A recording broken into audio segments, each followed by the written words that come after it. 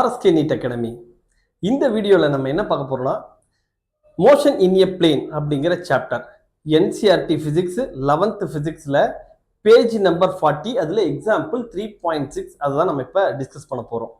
இந்த கொஷின் வந்து என்ன அப்படிங்கிறத பார்க்கலாம். Galileo in his book Two New Sciences stated that for elevations which exit or fall short of 45 degree by equal amounts the ranges are equal.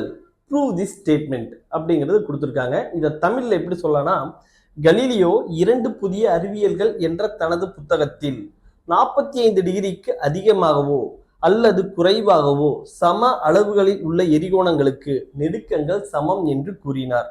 இந்த கூற்றை நிரூபிக்கவும். சரியா, இதுதான் கொஷின். இதை வந்து என்ன, ஃபர்ஸ்ட் கொஷின் வந்து என்னங்கிறத அண்டர்ஸ்டாண்ட் பண்ணிக்கலாம். இப்போ வந்து என்னன்னா,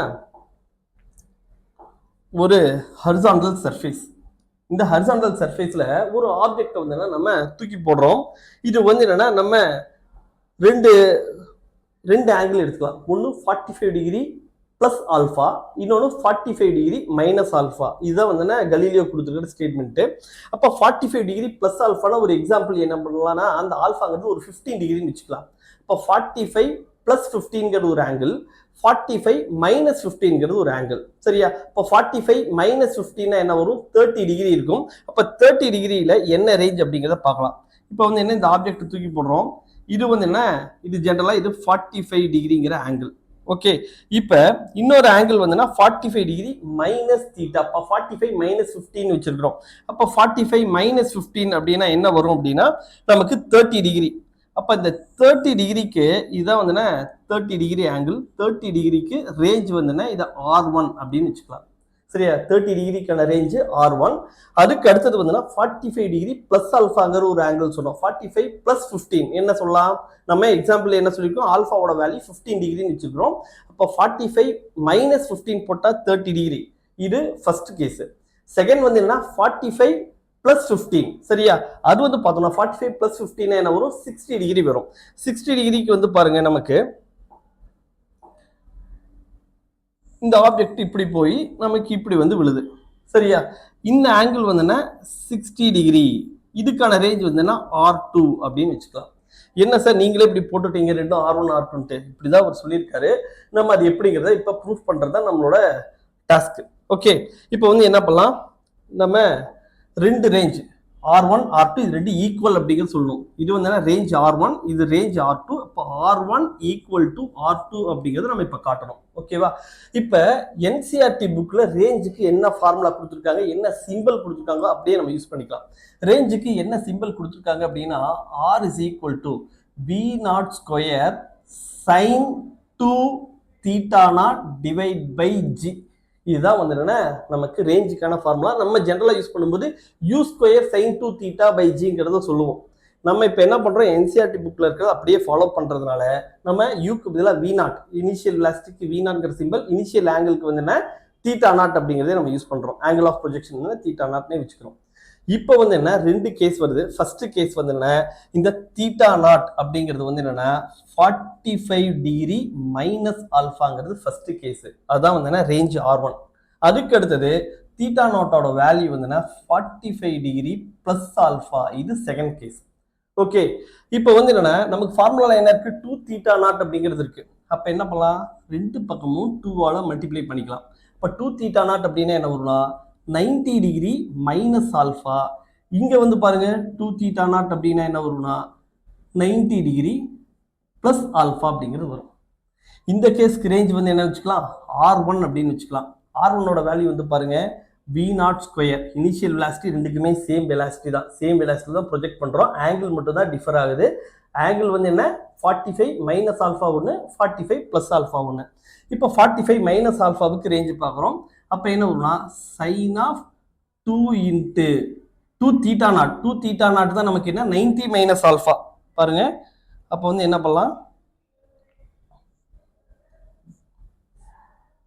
சைன் ஆஃப் 2 தீட்டா நாட்க்கு பதிலாக sine of 90 minus alpha divide by G. இது ஃபர்ஸ்ட் கேஸ். அப்போ சைன் ஆஃப் 90 மைனஸ் ஆல்ஃபாவுக்கு என்ன ஃபார்முலா அப்படின்னா காஸ் ஆல்ஃபா. அப்போ இது என்ன வரும், V0 square cos sine of 90 minus alpha பாருங்க, இது வந்து 45 மைனஸ் ஆல்ஃபானா இது வந்து 2 மல்டிப்ளை பண்ணும்போது 90 மைனஸ் 2 ஆல்ஃபான்னு வரும். சரியா? அதே மாதிரி இங்க 2 தீட்டானா 90 பிளஸ் 2 ஆல்ஃபா அப்படிங்கிறது வரும். ஓகே, அப்ப v0 square sine of 90 minus 2 alpha divide by G. அப்ப இது என்ன வரும்னா காஸ் 2 ஆல்ஃபா டிவைட் பை ஜிங்கிறது வரும். இதான் ரேஞ்ச் R1. அதே மாதிரி ரேஞ்ச் R2க்கு வந்து பாருங்க, R2 is equal to same இதே ஃபார்முலா தான் v0 ஸ்கொயர் சைன் ஆஃப் இங்க 2 தீட்டானாக்கு பதிலா என்ன இருக்கு 90 பிளஸ் 2 ஆல்ஃபா அப்படிங்கிறது வரும் டிவைட் பை ஜி. சரியா? இப்போ வந்து பாருங்க சைன் ஆஃப் 90 பிளஸ் 2 ஆல்ஃபா அதுவும் நத்திங் பட் காஸ் 2 ஆல்ஃபா. அப்ப cos 2 alpha divide by G, இது R2. அப்ப R1 R2 ரெண்டும் பாருங்க சேம் ஒரே ஃபார்முலா தான். இங்க v0 square cos 2 alpha by G இருக்கு, இங்கேயும் v0 square cos 2 alpha by ஜிங்கிறது இருக்கு. அப்ப range R1 is equal to R2. அப்ப கலீலியோ சொன்ன ஸ்டேட்மெண்ட் வந்து பாருங்க நம்ம ப்ரூஃப் பண்ணிட்டோம். கலீலியோ என்ன ஸ்டேட்மெண்ட் சொல்றாரு நமக்கு? Galileo in his book Two New Sciences stated that for elevations which exit or fall short of 45 degree by equal amounts the ranges are equal. Prove this statement அப்படிங்கிறது கேட்டிருக்காரு, கொடுத்துருக்காங்க. அதே மாதிரி தமிழ்ல வந்து என்ன சொல்லலாம், இதே கலீலியோ 2 புதிய அறிவியல்கள் என்ற தனது புத்தகத்தில் 45 டிகிரிக்கு அதிகமாகவோ அல்லது குறைவாகவோ சம அளவுகளில் உள்ள எரிகோணங்களுக்கு நெடுக்கங்கள் சமம் என்று கூறினார். இந்த கூற்றை நிரூபிக்கவும்ங்கிறதா கொஷின். நம்ம என்ன பண்ணிட்டோம், நம்ம அதை ரெண்டும் சேம் ரேஞ்ச் அப்படிங்கிறத ப்ரூஃப் பண்ணிட்டோம். சரி, இந்த கொஷின் வந்து பார்த்தோம்னா நிறைய தடவை நமக்கு நீட்ல ரிப்பீட்டடாக கேட்டிருக்காங்க வெவ்வேறு இயர்ஸ்ல. சரியா? இப்போ வந்து பாருங்க, இதுக்கு ஒரு ஷார்ட்கட் இருக்கு. இப்போ வெவ்வேறு ஆங்கிள் ஆனால் வந்து ரேஞ்சு வந்து சேமா இருக்குமா அப்படிங்கிறது கொஷின் வந்துச்சுன்னா அந்த ரெண்டு ரேஞ்ச், இப்போ ரெண்டு ப்ரொஜெக்ஷன் ஆங்கிள் ரெண்டையும் நம்ம ஆட் பண்ணணும். வந்து பாருங்க, ஒரு ஆங்கிள் வந்து 45 டிகிரி மைனஸ் ஆல்ஃபா, இன்னொன்று வந்து என்ன 45 டிகிரி பிளஸ் ஆல்ஃபா. இது ரெண்டையும் ஆட் பண்ணுங்க. ஆட் பண்ணா plus alpha minus alpha cancel ஆச்சுன்னா 90 டிகிரிங்கிறது வரும். இப்போ ரெண்டு ரேஞ்சையும் ஆட் பண்ணும்போது, ரெண்டு ப்ரொஜெக்ஷன் ஆங்கிளையும் ஆட் பண்ணும்போது அது 90 டிகிரி வந்துச்சுன்னா இதுக்கு ரேஞ்ச் வந்து என்ன இருக்கும், சேமா இருக்கும். சரியா? இது ஒரு சின்ன ஷார்ட்கட். இப்போ வந்து பாருங்க எக்ஸாம்பிள் நான் இப்போ உங்களுக்கு சொன்னேன், ஒன்று 30 டிகிரி சொன்னேன், இன்னொன்று 60 டிகிரி சொன்னேன். இந்த ரெண்டு ஆங்கிளையும் ஆட் பண்ணி பாருங்களேன், ஒன்று 30 டிகிரி இன்னொன்று 60 டிகிரி, ரெண்டையும் ஆட் பண்ணா என்ன வருது 90 டிகிரி வருது. அப்போ இந்த ரெண்டு ஆங்கிள் ஆஃப் ப்ரொஜெக்ஷனுக்கும் சேம் வெலாசிட்டிக்கு சேம் ரேஞ்ச் தான் இருக்கும். நீங்க வந்து என்ன வெலாசிட்டி வந்து சேமா இருக்கணும் ரெண்டுக்குமே, அப்பதான் இந்த கண்டிஷன் வந்து சேம் ஆகும். சரியா? இந்த ரேஞ்ச் வந்து சேமா இருக்கும். ஒருவேளை 30 டிகிரிக்கு ஒரு வெலாசிட்டி இருக்கு, 60 டிகிரிக்கு வேற வெலாசிட்டி இருக்குன்னா கண்டிப்பா ரேஞ்ச் டிஃபர் ஆகும். வெலாசிட்டி சேமா இருந்து ஆங்கிள் ஆஃப் ப்ரொஜெக்ஷன்ஸ் ரெண்டையும் ஆட் பண்ணும்போது அது 90 டிகிரி வருது அப்படின்னா அந்த மாதிரியான கேசஸ்ல என்ன சொல்லலாம்னா நமக்கு ரேஞ்சஸ் வந்து சேம் அப்படின்னு சொல்லலாம். ஓகே, இதே மாதிரி நிறைய ஷார்ட்கட்ஸோட அடுத்த எக்ஸாம்பிளையும் நம்ம பார்க்கலாம். All the best.